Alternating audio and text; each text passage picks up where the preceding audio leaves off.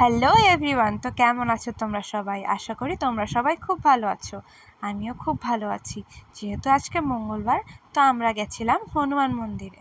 আসলে আজকের ব্লগ না, এটা গত মঙ্গলবারের ব্লগ। কিছু প্রবলেমের জন্য আমি পোস্ট করতে পারছিলাম না, তাই আজকে তোমাদের সাথে আমি শেয়ার করছি। তো মন্দিরে যাওয়ার সময় আমরা এই দোকানটাতে ঢুকেছিলাম।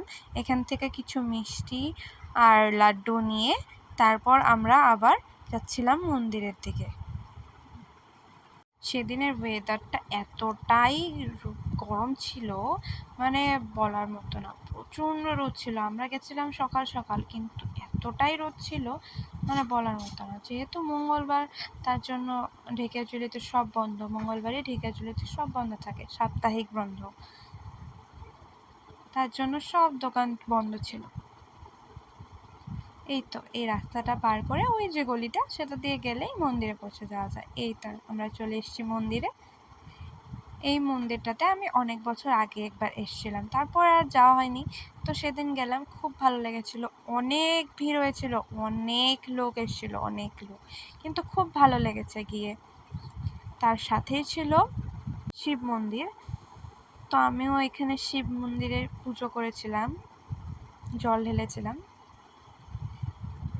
তারপর পুজো করে সুন্দর করে মন্দিরের পরিক্রমা করে নিয়ে তারপর আমরা চলে গেছিলাম মোম ধূপকাঠি জ্বালাতে।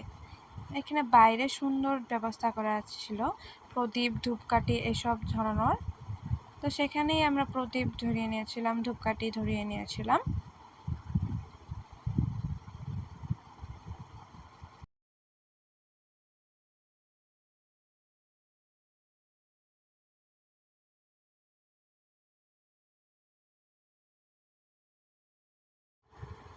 প্রদীপ ধূপকাঠি এইসব ধরিয়ে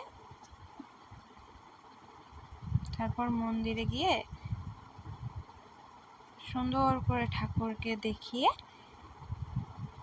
তারপর আবার আমরা যেখানে প্রদীপ ধূপকাঠি সব রাখার ব্যবস্থা ছিল সেখানে চলে যাই প্রদীপ ধূপকাঠি রাখতে।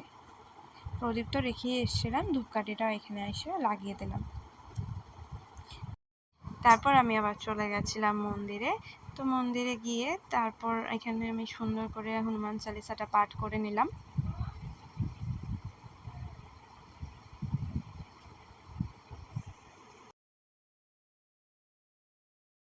চালিসা পড়ে তারপর সুন্দর করে প্রসাদ নিয়ে মন্দিরের সুন্দর কিছু ভিডিও নিয়ে তারপর আমরা আবার চলে গেছিলাম বাড়ি।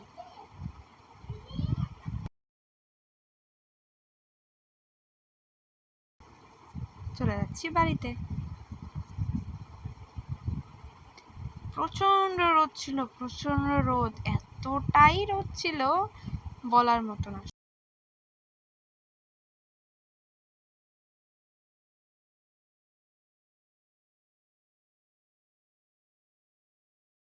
বাড়ি আসার সময় রাস্তাটা এত ভিড় ছিল, পারই হতে পারছিলাম না।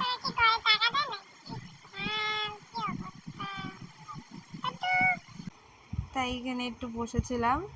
রাস্তাটা পার হতে পারছিলাম না, মানে রাস্তার মধ্যে অনেক গাড়ি ছিল তার জন্য। তারপর আমরা রাস্তা পার হয়ে সুন্দর করে হেঁটে হেঁটে চলে যাচ্ছিলাম মামা বাড়িতে। তো আজকের জন্য এইটুকুই। দেখে জানিও ব্লগটা কেমন লাগলো। আশা করি তোমাদের সবার ভালো লেগেছে। দেখা হবে অন্য একটা ব্লগে। আজকের জন্য টাটা, বাই।